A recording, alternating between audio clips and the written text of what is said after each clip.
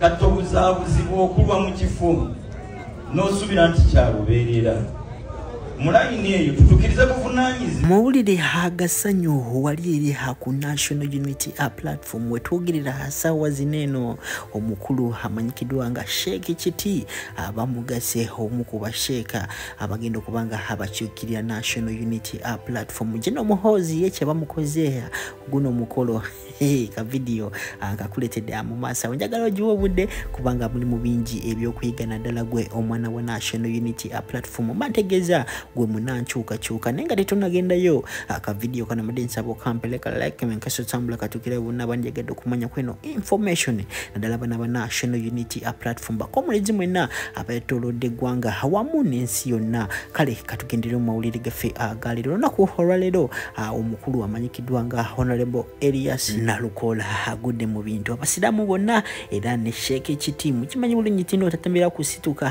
ku conferences naye olunakuholwalero asobodde kubanga asitukira conference yono oba pate yono amanyikidwa nga Nalukola yaisemu omubaka omupya owakawempe North yakikirira wakati ali mu bigere bya Honorable Muhammad Sejirinya omugenzi asawa zino era bambi abadde musanyufu nnyo asobodde kubanga akunganya abana kawempe North era abambi basobodde kubanga abamwaniriza naye Sheikh Kiti nga wenkugambye tino esanyu libadde lya waggulu nnyo abasobodde kubanga abamuwa obukulembeze obw'abasheeke mu National Unity Platform ate kyakoze muhozi sokulaba video male ombulindoze mu comment section oloza nasobola oba nedda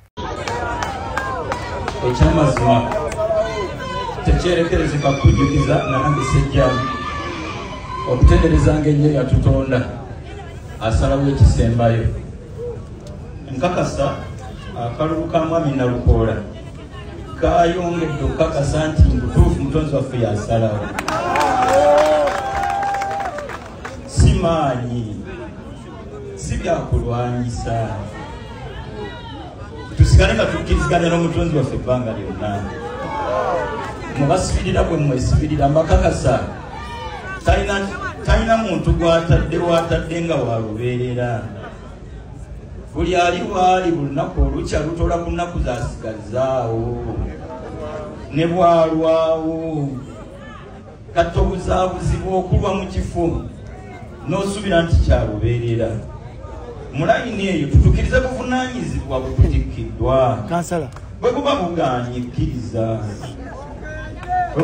kkiriza munsasire sijja kikutukkakaawo naye nebaza nnyo mmeeri onno taata namuli nsaba omutonzi waffe n'ekifo kinakikwongera bwoba okyakyetaaga bw'owulira okikoyaako okisinga ate ku kino wanaataleetera omulala mami Nalukola mpozayoza nga muganda wange manyi nti tebibadde byamu naye anaatuuka ku birungi ateeka okubaako byayiseemu nabwe kutyo nkakasa wakati mu byonna bye tuyitamu obaolyawo nga bannayuganda wetulaga walungi insha Allah kamberekereza mikwano gyange mbakakasa buli kyatutegekera omutonzi waffe kyaffe baagala tebaagala ekiro ekya Laylatul Qadr kitegeeza kiro mwafumiza enteekateeka gy'alina kati yazifulumya tebalina kye batugamba tukkakkane fetusigale nga tukola kye tulina kukola fetukole kye tulina okukola asalawo si muntu babakuba abantu beefuula n'abamu oluusi bayinza okulya enguzi muleka asalewo mutuufu mubasiraamu bwesibirira mutonzi waffe yasalawo nsaba munzikirize empeereddwa obuyinza mpite muganda wange Reini ajje wano ate era mu ngeri yemunkoolole ne muganda wange Sheikh Kiti naye era ajje wano mama w'abaana alino sala kyangu sala mama w'abaana sala wange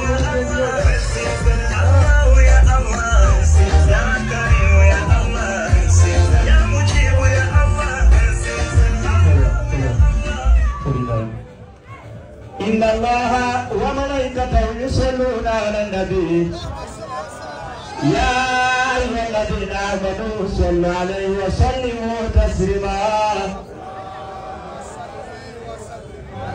يا رسول الله يا سندي أنت موصولي ومعتمدي Assalamu alaikum wa rahmatullahi wa barakatuh. Bana ndi musanifu nnyo okubeera omu ku nteekateeka zino ez'olwaleero. Owekitiibwa omukulu Taata Namuli tweyanzege enteekateeka zino. Basebole bannyabo abatamanyi mannya yenze Lubega Obedi osobola okunnyongerako Sheikh ngayongereko erya Haji oba nkyabulamu Haji. So basebole bannyabo ndi musanifu nnyo engeri gyennaakaveemeka nkyaliko amafuta mangi buli omu awanika emikono nsaba edduweno mu sekendi zibiri. Nsaba Allahu ow'ekitiibwa akkiriza okusiiba kwaffe. Nsaba Allah subhanahu wa ta'ala ekisibo kino aleme kifuula nga kyekisembayo. Atwongere ebisibo, atwongere obulamu obulungi. Tusaba Allah subhanahu wa ta'ala kino kibeere nga kyekisibo ekisembyeyo mu Uganda muno okubanga tukyalina Pulezidenti Museveni. N'olw'ensonga eyo muzikirize nziremu mbatoolera essalaamu. Assalaamu alaikum wa rahmatullahi wa barakatuh.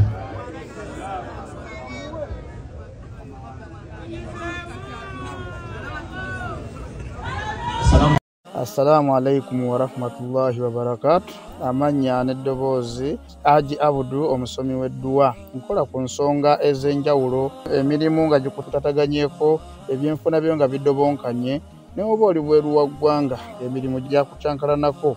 Jangu kusomere ku dduwa. Okuva edda n'edda edduwa zaabaawo, edduwa zisomibwa, omuntu n'oterezebwa mu mbeera yonna ebadde ekwesibyeko akanyaaga. Nina ekyoto kye nsobola okukumira wadde oli bweru wa ggwanga nga toli kumpi wano n'ofuna omukisa ogwo nawe n'osomerwako ku dduwa nga nkuteddeko n'akabaani.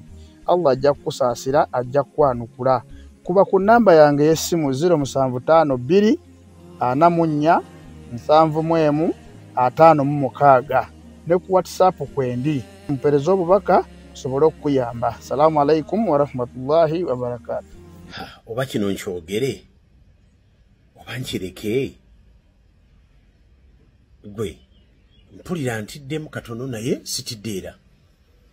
Kati gwe wakitegeddeko nti tulina abasumba banywa omwenge, tulina abasumba ddala nga batamiivu ba lujuuju bamanyi n'okusinkana ku Saturday ne banywa. Mwakitegeddeko nti waliwo pastor kati gwe nkonfaminze obadde ba reaching out to me nti bamufuniye ku ddagala limuyamba kuva ku njaga. Amaze ku njaga emyaka 5. Omusumba oyo ali bwayiseeyo tali ku njaga eno y'omusokoto, ali ku ka ice yakayigireyo mu Amerika ebweru. Gwe okimanyi nti abasumba okubanga bayombera ku bituuti n'ebintu ebirala bemulaba bye bakola ne bakola obukolomooni abantu batamiivu. Kati gwe pasita omulamu Mukama yeebazibwe nkwegayidde sabira pasita muno. Gwe bino bitiisiza ddala. Omanyi nze bwenzija wano sina information gye nfulumiza wano nga simaze kugyekeneenya. Abantu banywa enjaga, abantu bali ku mwenge nga basumba ate nga bali mu kkanisa. Abasumba be basinga okubeera depressed ennaku zino. Abasumba balina ebibatawaanya. Abasumba banoonya obuweerero naye tebamanyi we babujja. Naye nga bano bo banywi ba mwenge. Kino ekigurupu kyo kinywera ddala omwenge. Waliwo omusumba omwe Kabalagala anywera ddala omwenge. Sigenda kumwogerako. Naye anywa embwa n'agiyitambwa. Bannange sitankula ntalo naye mbabuulira ebyokusabira. Waliwo omusumba yali ku njaayi eno Supermamu